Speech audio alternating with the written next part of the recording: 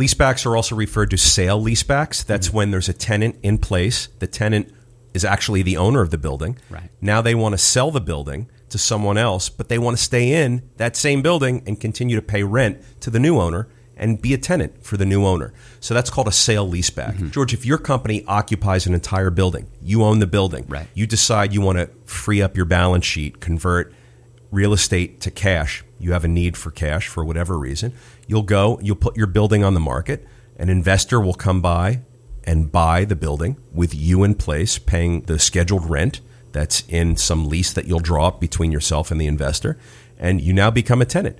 You still occupy your space. You don't have to relocate your office, go through all that downtime and cost and expense and agita of relocating a whole company somewhere. Yeah. You're already in a building. You want to stay there.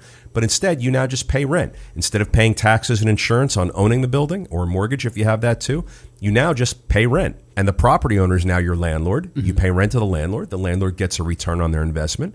At some point, the landlord's going to come over to you and say, hey, it's time to renew. And you could say, well, I'm not going to renew. I'm out. We're going to move down the road, or we're closing shop, or yeah, I'll renew. And then you have to renew with the person. It's a pretty good deal for those that are in that market. It's a win-win. The investor gets a sure thing with a tenant that's got a track record and a history. And we know that they have money now to put up a security deposit because they just sold their building. And the tenant knows that they have certainty with their space. They want to continue to occupy the space, not disrupt the workflow, not disrupt the employee base, and just have everybody stay put and work in the same place. It's a win-win.